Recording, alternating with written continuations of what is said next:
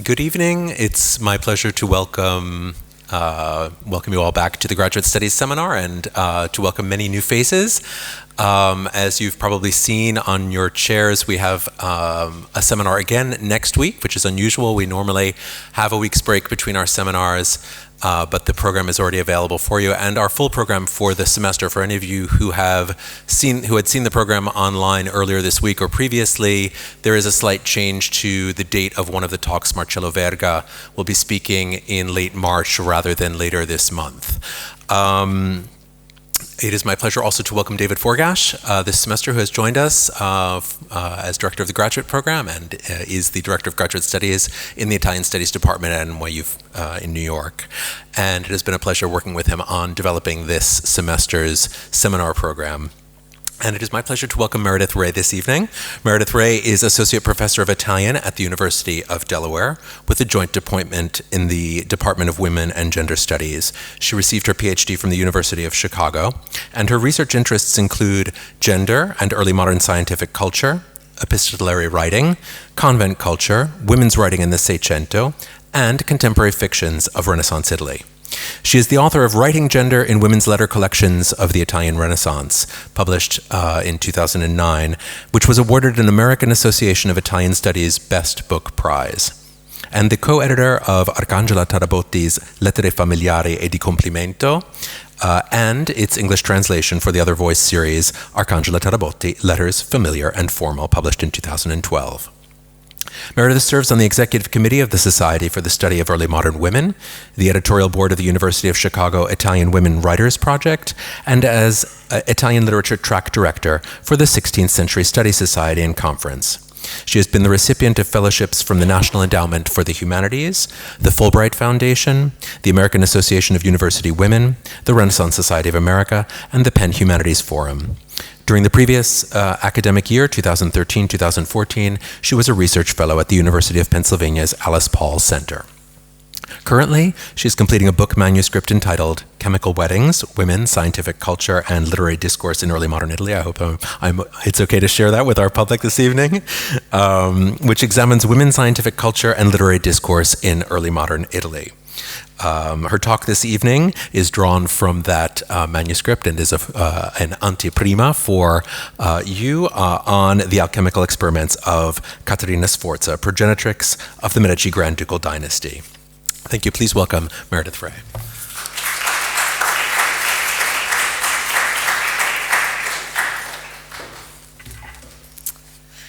Thank you. It's my first time visiting Villa La Pietra, and it's just such a beautiful place. I'm really happy to be here. I want to thank Bruce Edelstein for inviting me, and Claudia Tarallo for organizing everything, and for the wonderful tour she gave me earlier today of the collection here.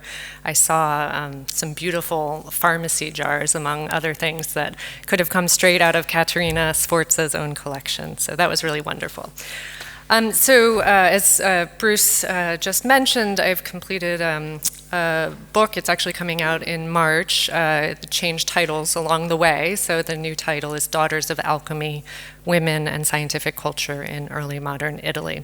So I thought that today what I would do is, rather than try to cover everything I tried to do in that book, I'm going to focus primarily on material from the first chapter dealing with Caterina Sforza, but I'll also try to give you a sense of what a kind of overview of the book as a whole as I go.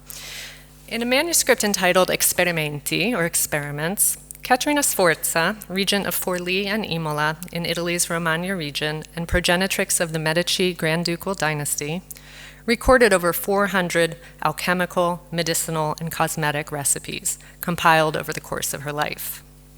These recipes include prescriptions for treating ailments ranging from fever and headache to epilepsy and infertility, directions for making lip colors, lotions, and hair dye, and, most valuable of all, instructions for producing the transmutatory philosopher's stone and quintessence, the elixir thought to cure all illness, protect against disease, and prolong youth.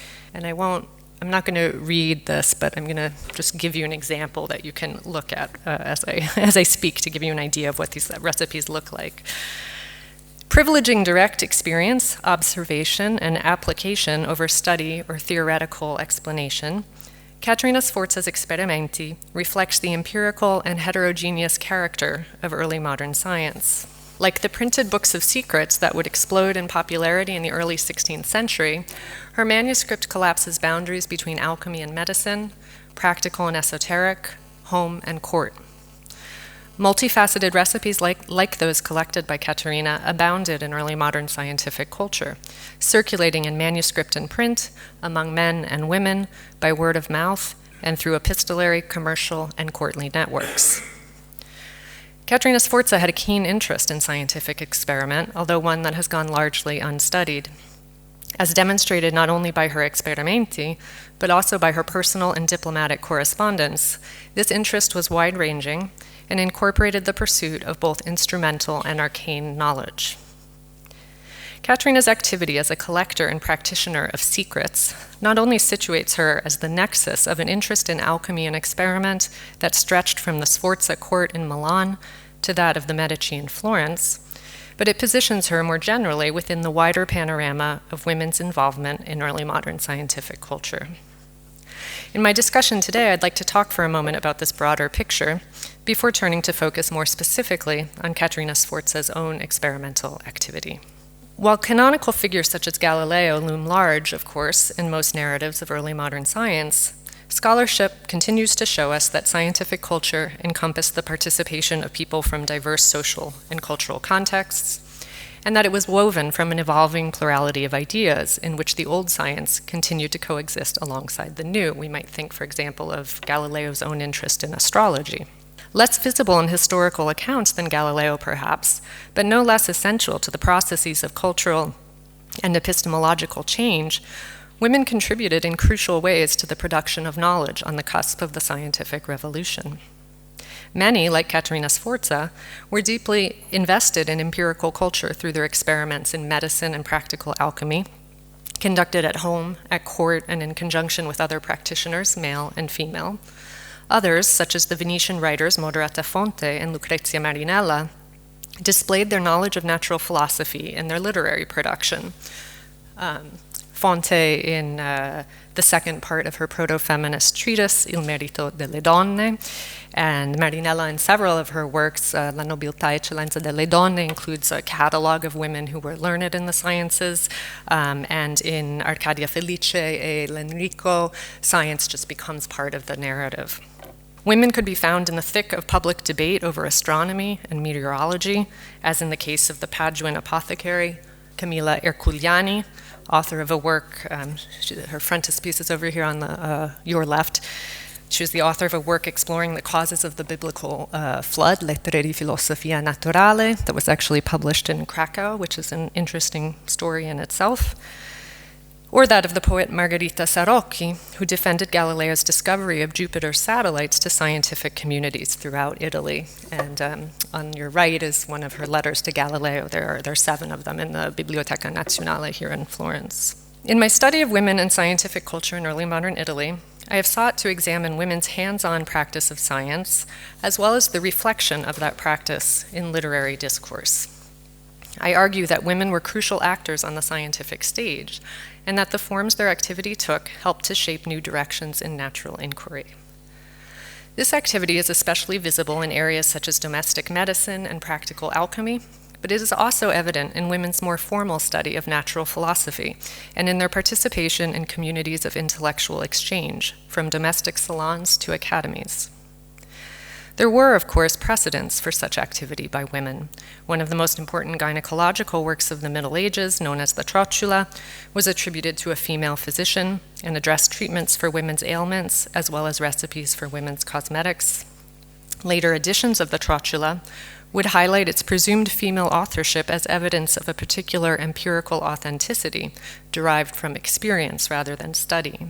Such connections between gender and empirical authority, which have been explored by Catherine Park, for example, would endure throughout the 16th and 17th centuries, with women, real and imagined, called upon to lend weight to textual and visual representations of natural philosophy. The links between women and empiricism are particularly evident in the discourse and practice of alchemy, a discipline which, as historians of science have increasingly demonstrated, was an area of serious scientific inquiry that contributed in fundamental ways to the development of new laboratory techniques and approaches to scientific observation and experiment. As both literary and archival documents testify, alchemy was an area that was particularly accessible to women for many reasons. Not only did women engage in the quest to produce alchemical gold, often in court contexts, but they also incorporated alchemical practice into their quotidian lives, most especially with regard to the management of the household and the care of their own bodies and those of their families. Alchemical ingredients and processes commonly underlay instructions for the preparation of medicines and cosmetics, and for the preservation of food and wine, areas closely associated with women's duties and activities. Women practice science on a daily basis. The kinds of work carried out in the home, cooking, gardening, tending the sick, involve aspects of physical and organic chemistry, as well as preventive medicine and pharmacy. The association of gender with empiricism is strikingly evident in the imagery of alchemy itself, in which women take a central role.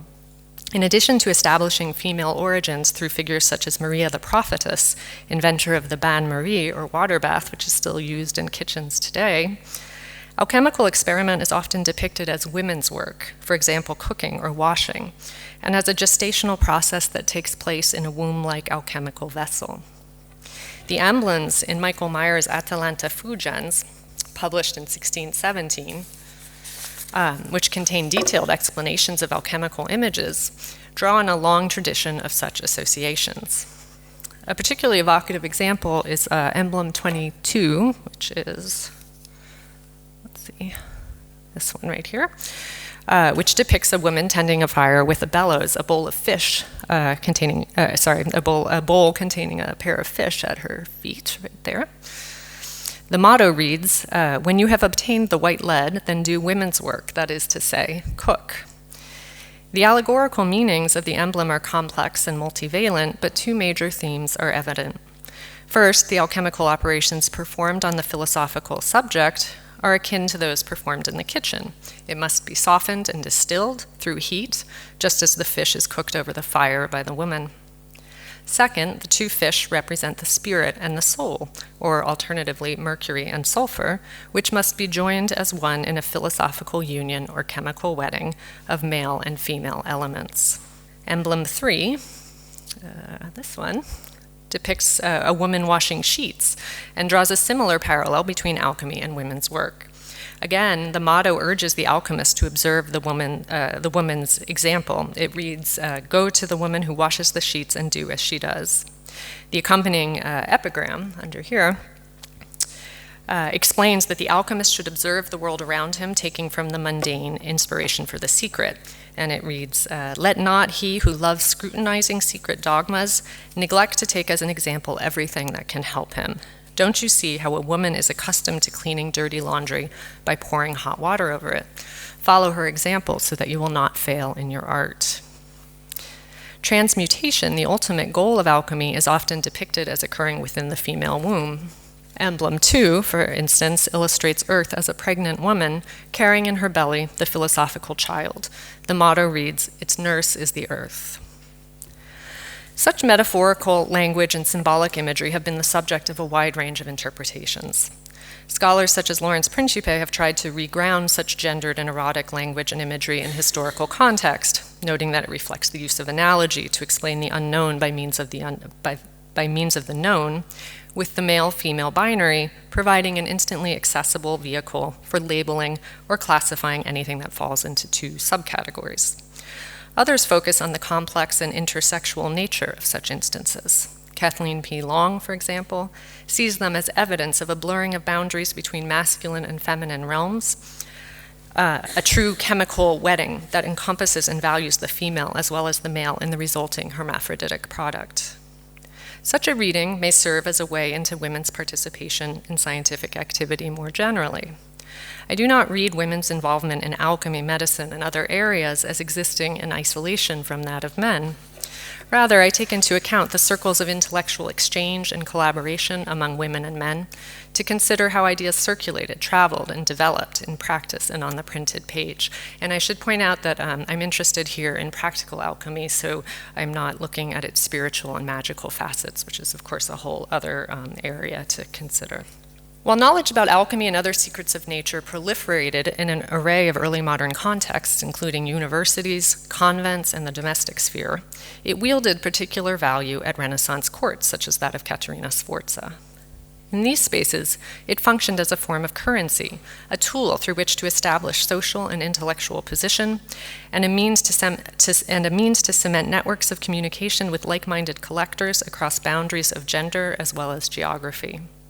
Indeed, Daniel Yuta refers to an entire economy of secrecy that characterized European court culture in the early modern period.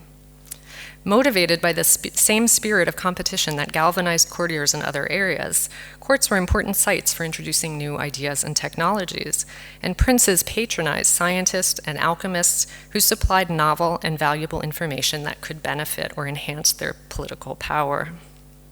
The courtly association with secrets would be epitomized in later decades by figures such as Giambattista della Porta, whose explorations of the secrets of nature in his Magia Naturalis were directed at the intellectual curiosity of the learned prince. Caterina Sforza's Experimenti demonstrates her own interest in new scientific technologies and techniques as tools for shaping and maintaining political power by producing alchemical gold, counterfeit coins, and even poisons and their antidotes, but also that her involvement with science had a personal and familiar component, sending and reciprocating gifts, tending to health and hygiene, managing her household. Like many Renaissance noblemen and women, Caterina Sforza was deeply engaged with what has been termed court experimentalism, that is, courtly enthusiasm for a wide array of experimental knowledge.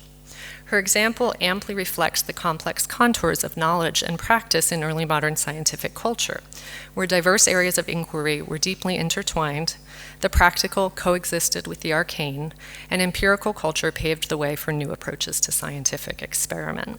So before I talk more specifically about the Experimenti, I just wanted to give you a little background on Caterina Sforza herself, although many of you will likely already be familiar with her. She was a very well-known figure, a very charismatic figure, and there are a lot of great stories about Caterina Sforza, so I'll try to just choose a few of them to tell. The daughter of Duke Galeazzo Maria Sforza and his mistress Lucrezia Landriani, Caterina was raised and educated in her father's household in Milan, where the kinds of secrets she herself would later collect were regularly employed in the projection of seigneurial power. Galeazzo, for example, was well known for his detailed attention to his appearance and for his use of cosmetic and medicinal recipes. Caterina's relationship with her father's wife, Bona Maria di Savoia, who arrived at the Sforza court in 1468, was also influential. We know that Bona's apothecary, Cristoforo de Brugora, kept a medicinal garden, and this may have been Caterina's introduction to the world of botanical pharmaceuticals she would later explore in her experiments. After her first marriage, Caterina designed medicinal gardens of her own in Imola and Forlì, likely used for the cultivation of simples, the basic botanical ingredients employed to make medicines and cosmetics. A half-century later, Caterina's Medici grandson, Cosimo I, would establish Europe's first public botanical garden in Pisa, as well as the Giardino dei Semplici here in Florence, both designed by Luca Ghini. After her marriage to Girolamo Riario, a nephew of Pope Sixtus IV, the pair spent several years in Rome before taking up residence as the Signori of Imola and Forlì. Caterina was regarded with both admiration and alarm for her occupation of the Castel Sant'Angelo in Rome in 1484, following the death of Sixtus IV, as well as for her tenacious regency of Imola and Forlì after Girolamo's assassination in 1488. Especially legendary is the story of Caterina's defense of the Rocca di Ravaldino, the main fortress of Forlì, in the wake of the coup against Girolamo. The story is most famously recounted by Machiavelli, who describes how Caterina, in response to her foe's threats to kill her hostage children, lifted her skirts, pointed beneath them, and said, "Well, I can always make more children."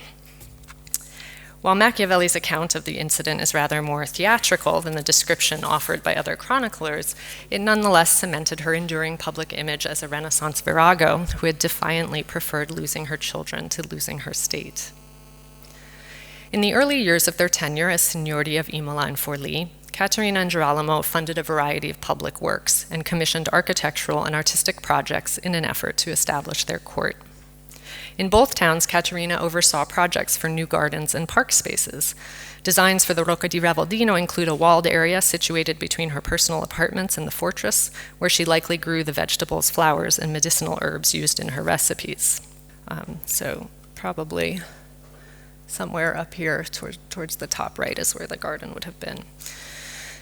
The chronicler Andrea Bernardi Forlì tells us that she also built a larger park along the borders of the Rocca, around here, where she could, quote, keep wild animals of every type and plant fruit-bearing trees.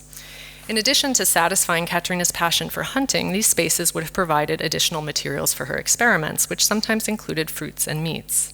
It was likely during this largely peaceful period that Caterina began experimenting in earnest. After the assassination of Girolamo, Caterina served as regent for her eldest son, Ottaviano. She is thought to have secretly wed Giacomo Feo, the brother of her castellan Tommaso Feo, and after Feo's death, also by assassination, Giovanni di Pierfrancesco de' Medici of Florence, called Il Popolano. This final union resulted in a son who would become the renowned condottiere Giovanni dalle Bande Nere, father to Cosimo I. In 1499, Caterina was besieged at Ravaldino by Cesare Borgia and the forces of Louis XII and taken to Rome. After a year of solitary confinement, she was finally compelled to renounce her titles to Imola and Forlì and permitted to leave Rome for Florence. There, she would enter into a lengthy legal battle with her Medici in-laws over the custody and patrimony of her son Giovanni, while working at the same time to secure the safety and future prospects of her older children. She nurtured connections with the Dominican convent of Annalena, and especially the Benedictine convent of Le Morate, where she spent time as a boarder. Caterina remained in Florence until her death in 1509, continuously but unsuccessfully seeking to negotiate a return to power. In her will, Caterina distributed what wealth and possessions she had among her sons, also making provisions for 2 granddaughters. Her collection of experimenti she passed down to her son from her Medici marriage.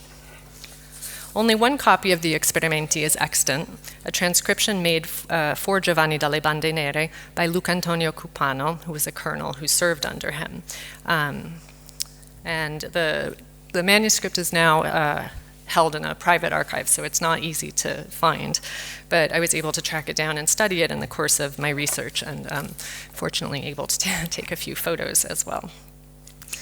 It numbers 553 pages in total, and it bears a note made in a later hand stating, quote, "This parchment was procured by Giovanni de' Medici as inheritance from his mother Caterina Sforza Riario, 1514. The initial pages, which are shown here, also contain a code to the work's encrypted passages, apparently supplied by the transcriber or copied from the original. So you can see over here, this is the code on the top line. This is the key underneath, and this is the key underneath, and right here is a little sample. So if you apply the code to the sample, it works, and it reads Luca Antonio, and then C for Cupano. That Caterina bequeathed the experimenti to her son is also suggested by a letter written by Giovanni dalle Bande Nere in 1525, well after Caterina's death, which seems to refer to the gift. Indicating that a manuscript volume of recipes has been mislaid, Giovanni makes clear that he wants it returned to him. He writes, quote, "We find missing from the strong boxes in Rome a handwritten book of recipes for many and varied things. We must find it because one way or another we want it." Cupano's copy of the Experimenti was published in the 19th century by Caterina's biographer, Pier Desiderio Pasolini, who termed it the most complete and important known document on medicine and perfume of the early 16th century, and this still remains the only modern transcription. Cupano's preface refers repeatedly to Caterina as the work's author and to himself as the transcriber of her original instructions. He takes care to underscore that he works from an autographed copy of Caterina's manuscript, emphasizing her direct engagement with the volume as both author and medical alchemical practitioner. And he writes, and this is the passage right here at the top. In the name of God, in this book, you will find some experiments taken from the original by the most illustrious Madonna Caterina Forlì, mother of the most illustrious Signor Giovanni de' Medici, my lord and patron.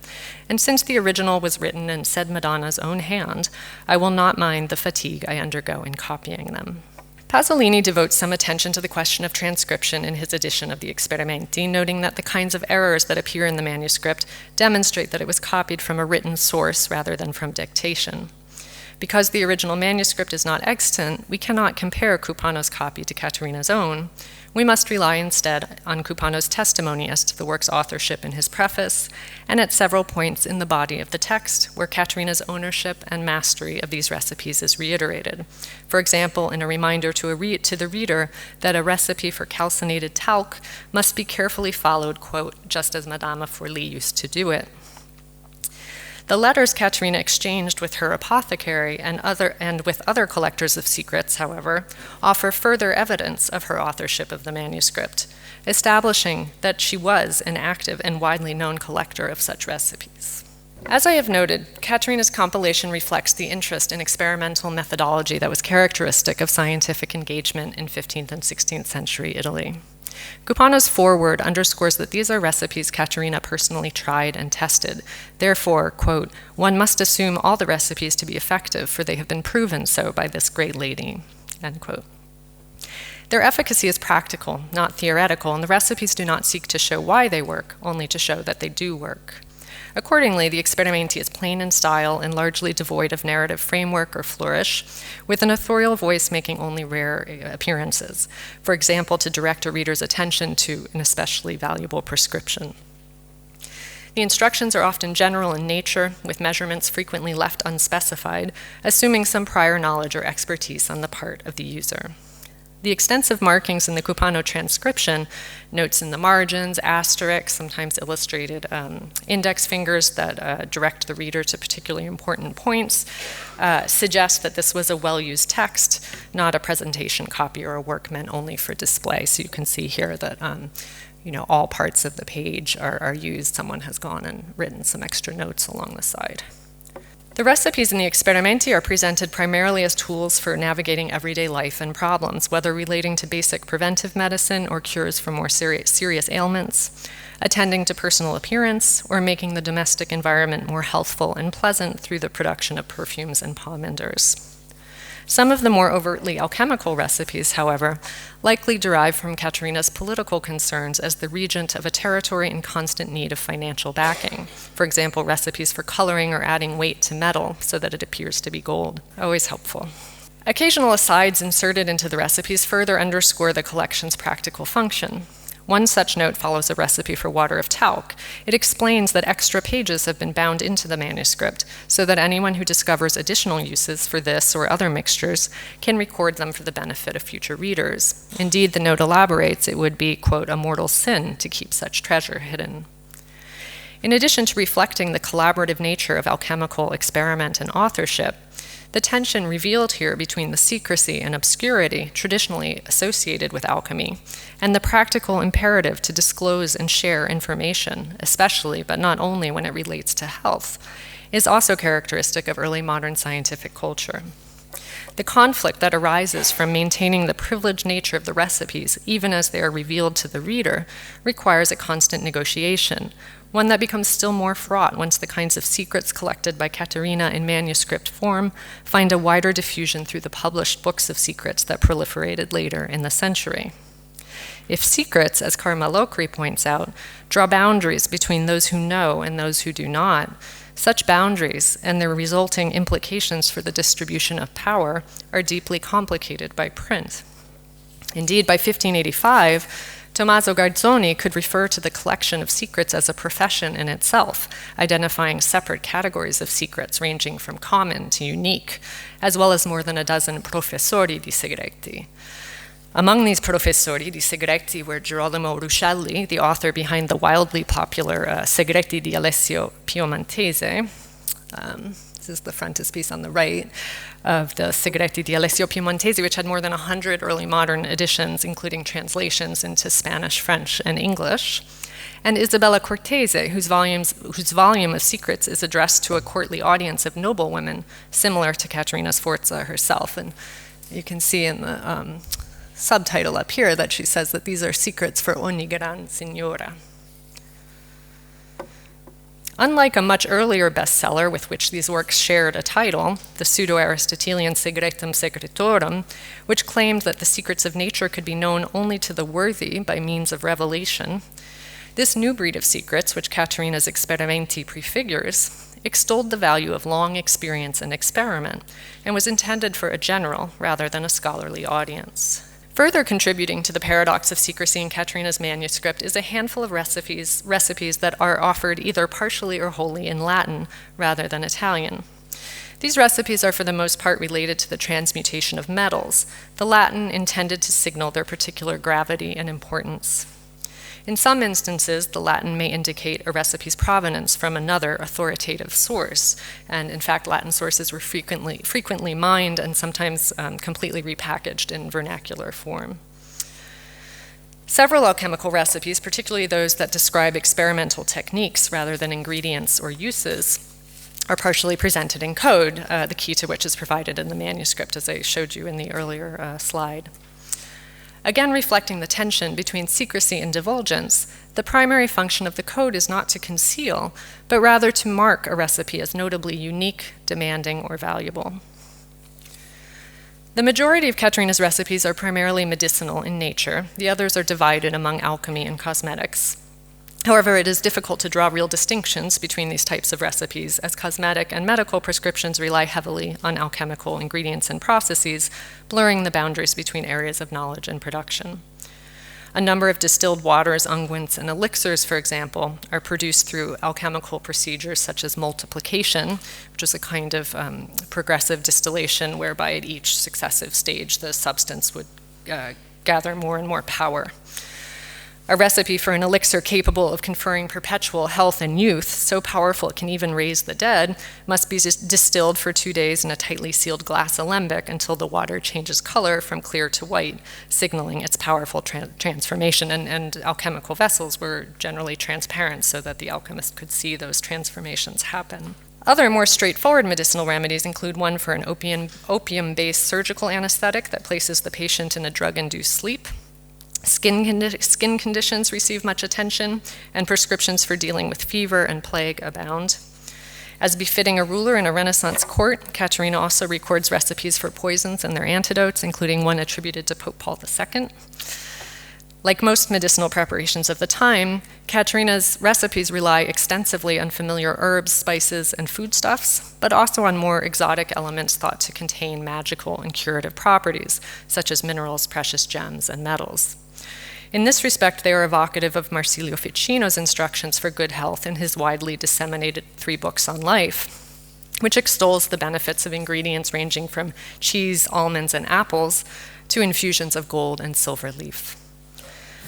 Many of Caterina's recipes suggest that she subscribed to the law of similars, according to which a substance is thought to share a common characteristic with the ailment it is used to treat, such as using goat spleen for diseases of the spleen, or eyebright thought to resemble the eye for ocular ailments, or to impart its characteristics to the patient, for example, egg whites to whiten the complexion. Caterina's faith in similars is akin to the doctrine of signatures that would characterize Paracelsus's influential approach to medicine a few decades later, and formed a central element of Della Porta's theory of natural magic. Such correlations are particularly common among recipes for improving sexual function. Several of Caterina's aphrodisiacal prescriptions rely on testiculus vulpis, an orchid bulb whose suggestive shape made it precious in preparing for the exertions of Venus, according to Dioscorides.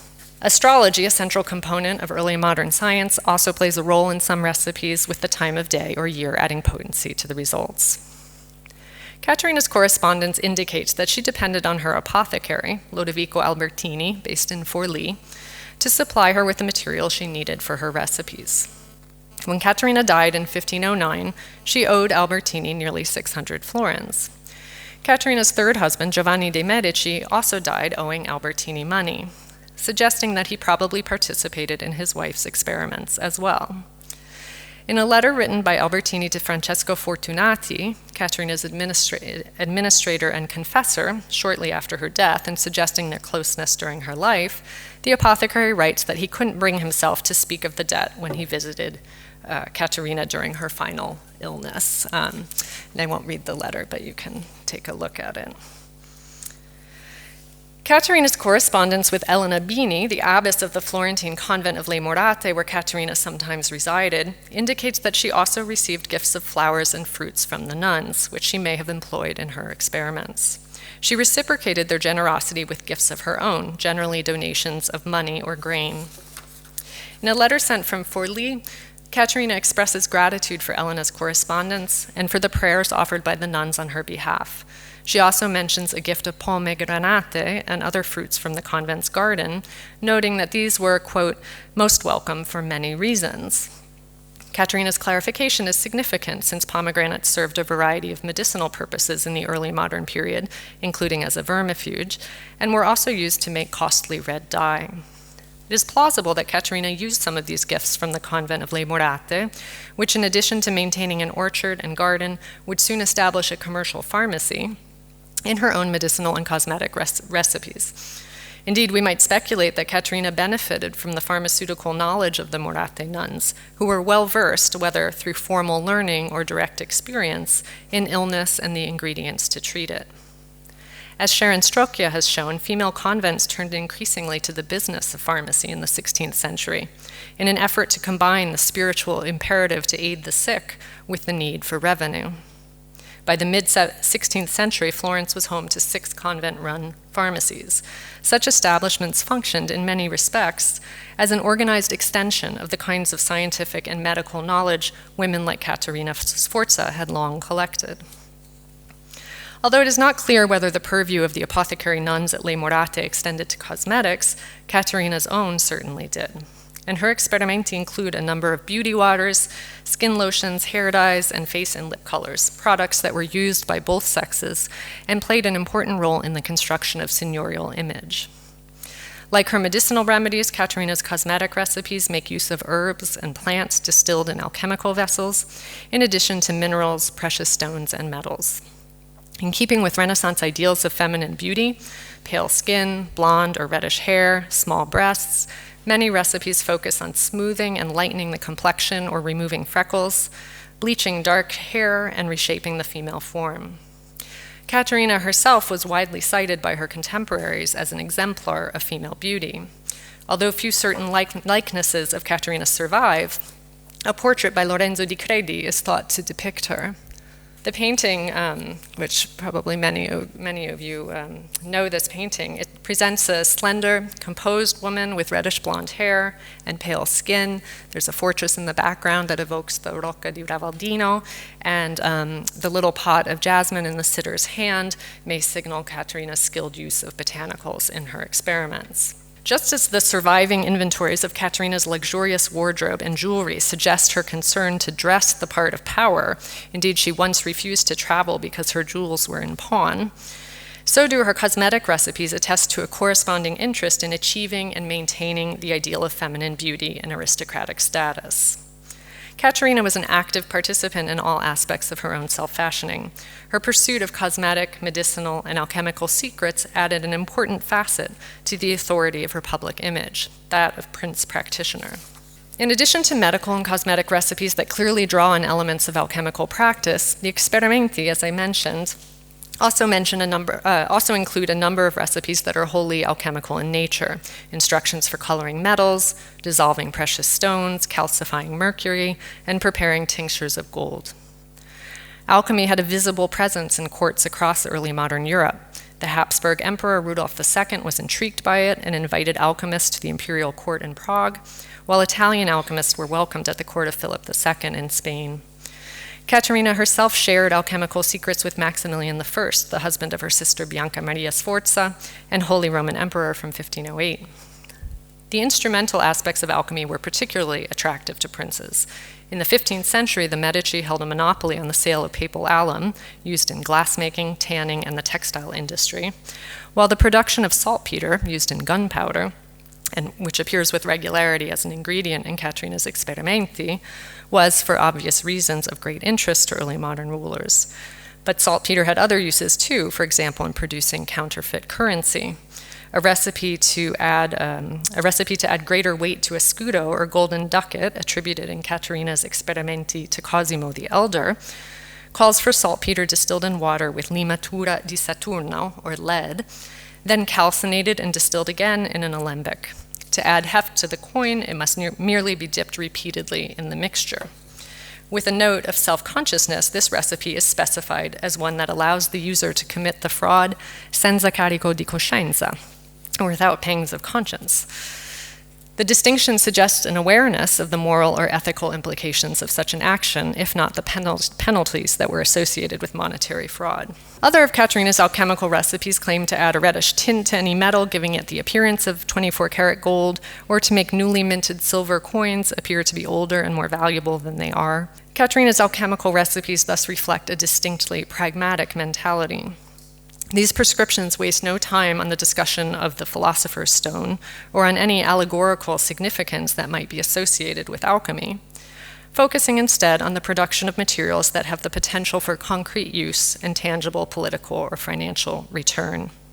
They underscore that Caterina saw potential in the application of alchemy to the realities of her own life and political situation, in which the need for money was a perpetual burden. Like other aristocratic men and women, Caterina regularly pawned her belongings and used her jewels as collateral for loans. Especially after 1500, when she found herself a widow in Florence, Caterina felt the pressure of financial necessity, not only for herself, but on behalf of her children, who wrote her constantly to ask for money, and whom she felt did not do enough to look after their mother's financial welfare. In a letter to her son Ottaviano, Caterina lamented, quote, "I have 24 mouths to feed, 5 horses, 3 mules. I have to pay for them all, and I am penniless, and I have found no relief here, nor anyone who wants to offer me so much as a glass of water." Her circumstances improved somewhat after she won her legal battle over her son Giovanni's custody and patrimony in 1505.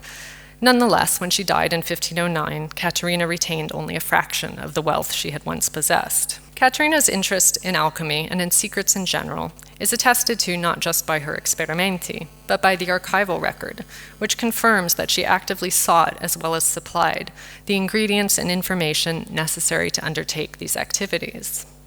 Caterina cast a wide epistolary web. Thousands of documents survive detailing her exchanges with highly placed interlocutors such as Lorenzo de' Medici in Florence, Federico Gonzaga in Ferrara, and her uncle Lodovico Sforza, called Il Moro, in Milan, as well as with her stepmother, sister, children, and her agents. A number of letters to and from Caterina show that the pursuit of secrets established her within a network of men and women of varying social status, who called upon her for the same, and that this activity was indeed an important part of Caterina's public identity. The exchange of recipes in Renaissance courts is attested to in the letters of other early modern signore as well. Caterina's contemporary, Isabella d'Este, procured face powder from Venice and had a preferred recipe for tooth powder, and of course was famous for producing her own perfumes, which she called composizioni and often gave as gifts. A 1502 letter sent to Caterina from Mantua, in fact, mentions a marvelous recipe gleaned from Isabella's court, too precious to describe in detail on paper. Recipes perform different functions depending on the circumstance. By supplying a valuable secret to someone in a higher social position, one might earn status or financial reward. Those already established among the highest levels of society circulated recipes among themselves to reciprocate favors or gifts, establish goodwill and communication, and solidify their own position and reputation through access to valuable and even clandestine knowledge. Recipes could also be quite complex. Often they required specialized knowledge and equipment to carry out, thus lending themselves to collaboration. On several occasions, Caterina partnered with her agent, Luigi Ciocchi, to search for secrets and perform experiments. In one letter to Caterina, Ciocchi depicts himself as her indispensable accomplice, possessed of all the requisite qualities of the alchemical adept. And again, I'll just put that up for you to look at.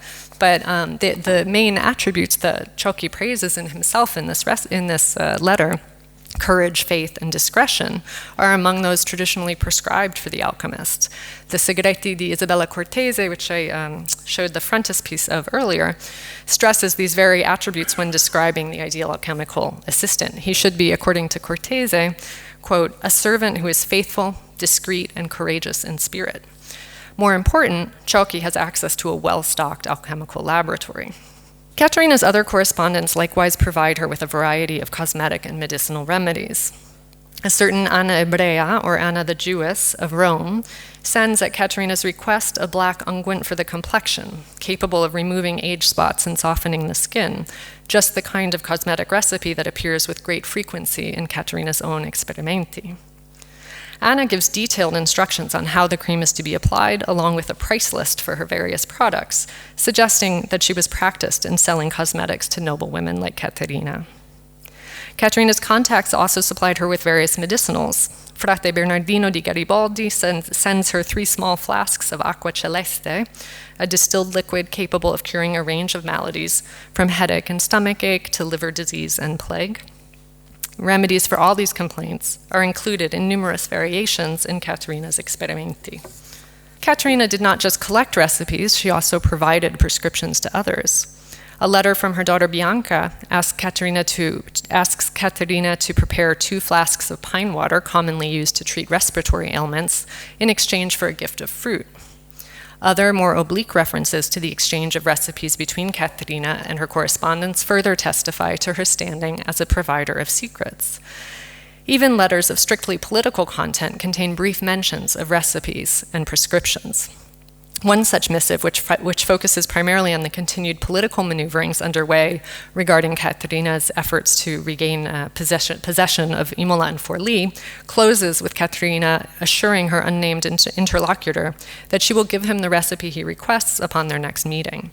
Recipes are thus used here to reciprocate important political intelligence and counsel. Caterina's correspondence also confirms that her interest in practical alchemy, so evident in her Experimenti, was not just a textual exercise. A letter from an unidentified correspondent who signs himself only as quel fidel servo, your faithful servant, alludes to Caterina's recipe for making 19-karat gold. Other missives from another alchemical assistant refer to additional experiments carried out, perhaps with the participation of Caterina's second husband, Giacomo Feo, and possibly with her brother-in-law, Maximilian I. Such exchanges reiterate not only Caterina's own interest in performing experiments, but also that the activity brought together men and women of varied position, from the highest echelons of society to apothecaries and servants, from noblemen and women to marginalized communities, including nuns and Jews, allowing for a certain fluidity in gender and social relations.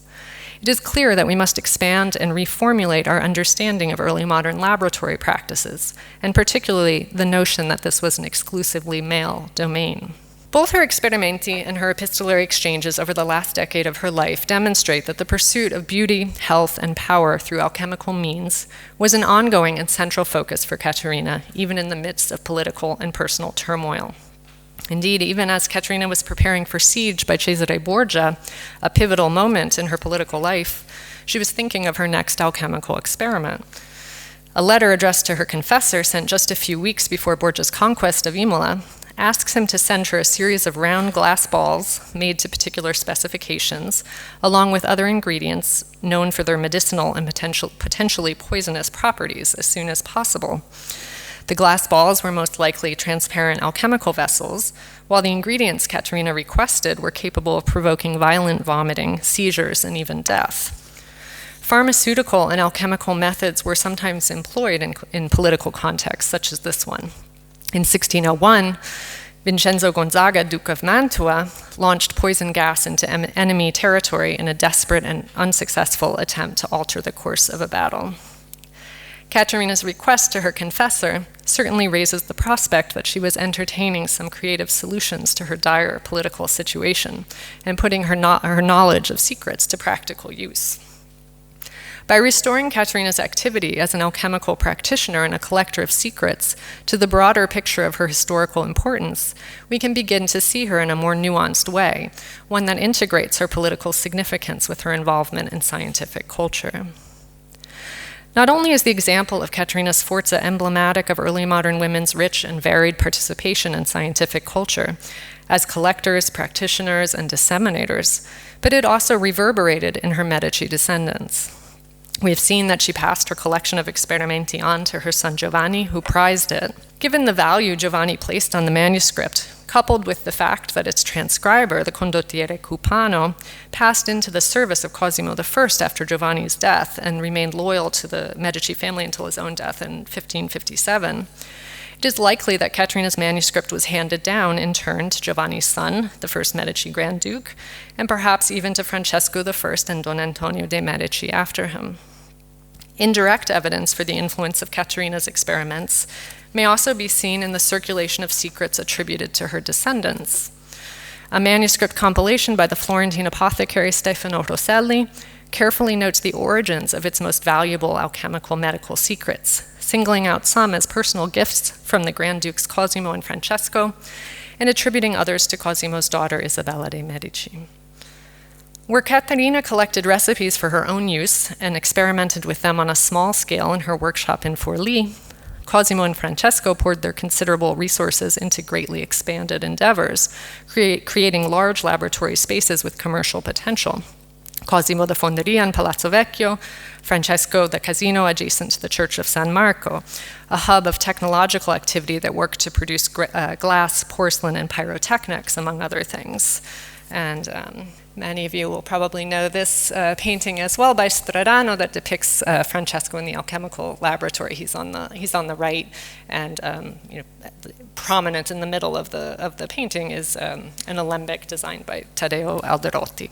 In a letter to the Venetian Senate, one ambassador described the casino as, quote, a little arsenal composed of various rooms in which different masters work on different things, and this is where Francesco keeps his alembics and all his equipment.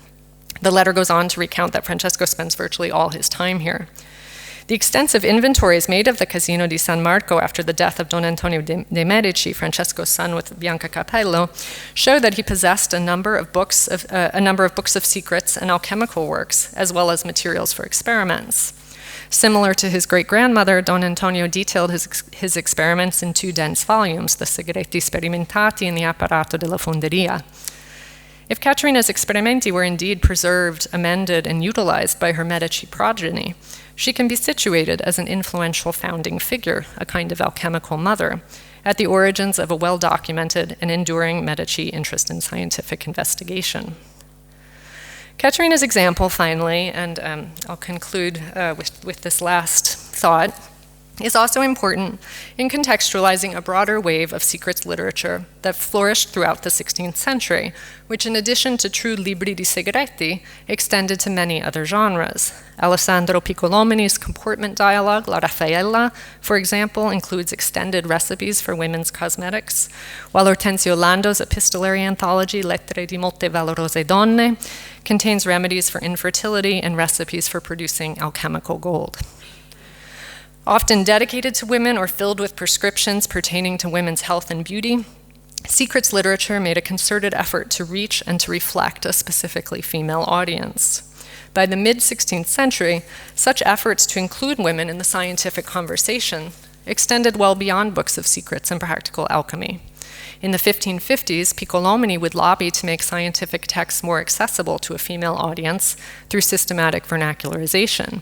In 1584, Camilla Erculiani, the author of the book on Letters on Natural Philosophy that I showed you earlier, and who clearly read Piccolomini, would directly link the study of natural philosophy to the Renaissance debate over women, maintaining that scientific knowledge was a vehicle through which women could and should demonstrate their intellectual equality to men. Such arguments were forcefully made by others, including Moderata Fonte and Lucrezia Marinella. By the turn of the 17th century, Margherita Sarocchi was discoursing publicly on natural philosophy and arbitrating the debate over Galileo's Sidereus Nuncius. The picture of women and early modern science, therefore, as I hope I have shown today, is a complex one, encompassing a diverse range of venues, practical and literary. It is not women who are missing from this picture. Rather, it is our lens that must be adjusted to perceive them. Thank you.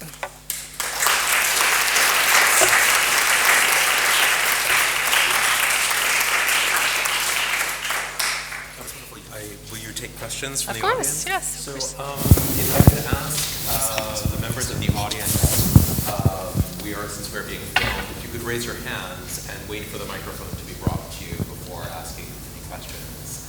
And I'm sure there's questions from the audience, but I might take advantage of standing next to you to ask one myself.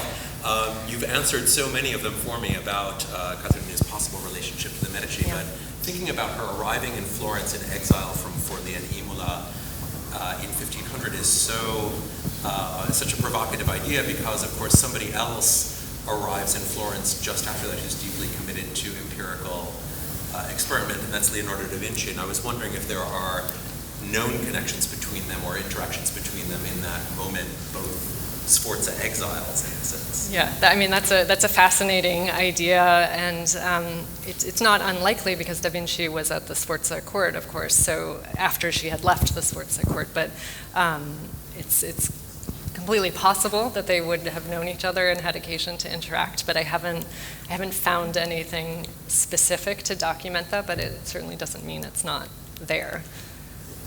Yeah, it would be good to find. Thanks, Meredith. It was really a wonderful, enlightening talk. And I have a question about the title.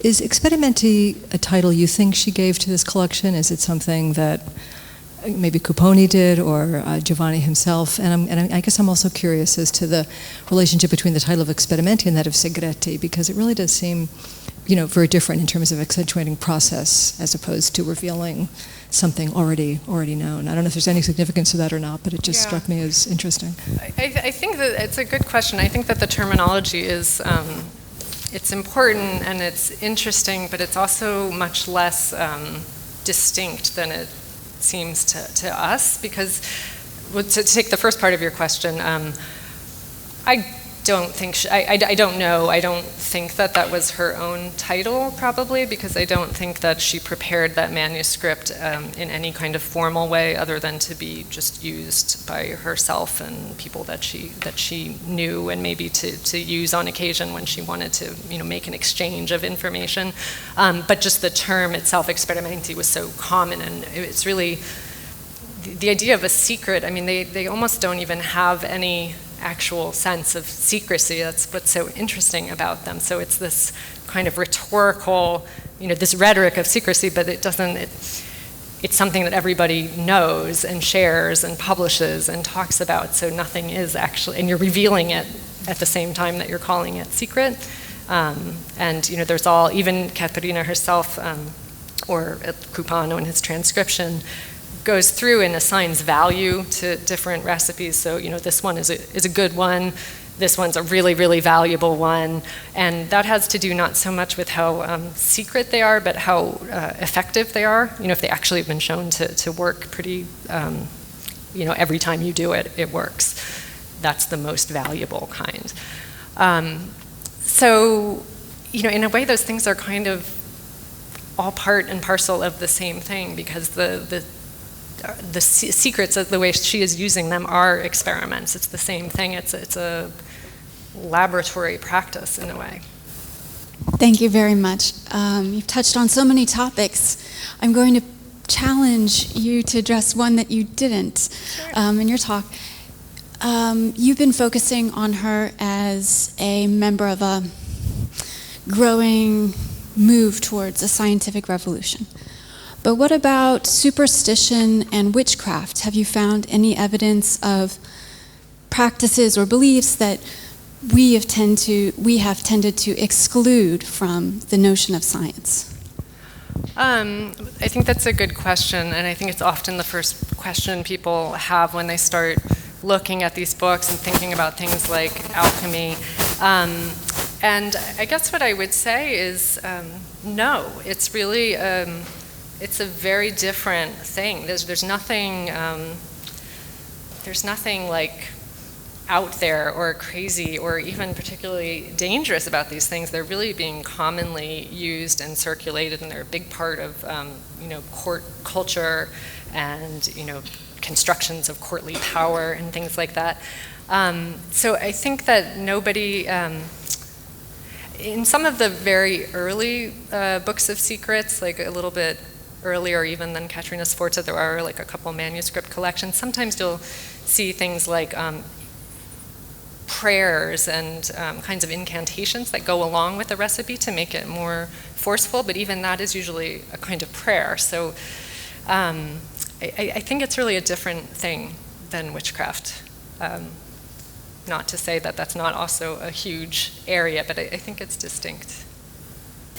Thank you. Thank you for such an interesting talk. I was wondering if you could go back to either the image or to go back verbally to the image of the manuscript in which you show that its margins have been filled, that this isn't an object that was used just as a kind of presentation manuscript. If you could say a few more words about what the actual object of the manuscript tells us about the ways it would have been used. So the hands and the margins, are there more than one hand? Is there more than one hand intervening on the page? Is it just ink that's been added, or the presence of other substances, spills, and the like that would give us an image of a book that's on a workbench, or is it more something that's on the shelf, that kind of thing? Yeah, no, that's a great question. So there are definitely, there's at least two hands, and there's one hand that's certainly much neater than the other. It's a pretty clear difference. And then in the margins, so there rather are two hands that take primary roles, I guess, in the transcription. And then in the margins, there are probably more than that, and I'm not sure exactly how many. It's a little difficult to tell, but I don't, unfortunately, have images of all the pages. This one you can see that it's been filled in on the side, and that's really typical. So most of the pages have some kind of extra marking on it. There's a lot of just indications, like little marks or fingers, or kind of like, not arrows, but something along those lines to point out where somebody found something particularly interesting. I don't recall seeing any spills particularly. It's not to say that they weren't there. It's not a very, it doesn't look like it was an particularly expensive volume. It looks very workman-like, I would say. Add my static to the collection. Could you help us think through the different kinds of cultural capital that someone like this would have at their disposal? So I'm really fascinated by what you're finding, but I'm curious, what does participating in the world of secrets, alchemy, science buy you in a broader cultural sense that, let's say, participating in the world of poetry or these sort of more distinctly literary forms might not? So. That's a good question. For one thing, she wasn't known as a poet in any way, so she didn't have that going for her. I think that it had just become, not just in Italy, but kind of across geographical borders as well, there was this really intense interest in trying to collect these recipes, which I guess there was also a sense in which they were thought to have an actual value. So it wasn't just an intellectual value or a value as a curiosity, but if you could really make one of them work, it could be really valuable. If you could actually make currency, it would completely disrupt, whole systems. So I think there was that thought that it could have some kind of tangible aspect to it. But if you think about someone like Isabella d'Este, for example, she would make these really elaborate things. She called them composizioni. They were associated with her, and she was very clear to show that it wasn't just that she had them, made by someone else to give as gifts, but she was directly involved in the making of them. So I think there's also something to there's something to that. I think that the idea that it's not just a collection, an act of collecting information, but it's being involved in actually producing these things and known as somebody that is capable and knowledgeable in that way. If I might, the later Medici that you mentioned, who are probably her children, grandchildren, great-grandchildren in these practices, certainly use distillates, perfumes, and antidotes for poison as courtly gifts. Yep. So they're part of that kind of exchange. Absolutely. There was a question. With 400 recipes over the past 500 years, aside from counterfeiters, has she inspired anybody in particular famous, or have any of her recipes become precursors to anything that we know today? That's also a good question. I mean, it's very difficult to trace the transmission of these things because, I mean, even her things are not necessarily or not only things that she herself, invented or found or experimented with. She's probably using a mixture of information that was given to her, but also things that she read and maybe, vernacularizations of older Latin sources. So it's very hard to establish like any one origin for any recipe, but I do think that it's very likely that she did pass. I mean, we know she passed it down to her son, and given what we know about he valued it enough to have this copy made of it. I do think that this letter he wrote was referring to it when he's kind of in a state of panic that he's lost this book of recipes.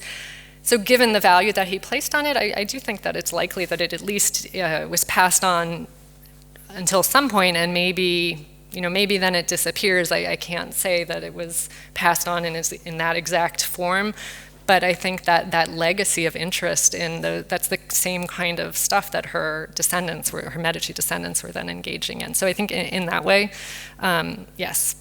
But I will also say that I attended a conference a couple years ago where we tried to make some of these things, which was pretty much the best conference I've ever been to, and some of them work. I think we probably have many more questions for you, but perhaps we can continue with them informally with a glass in our hands. And let us thank again Meredith Wright for this marvelous talk. Thank you. Thank you.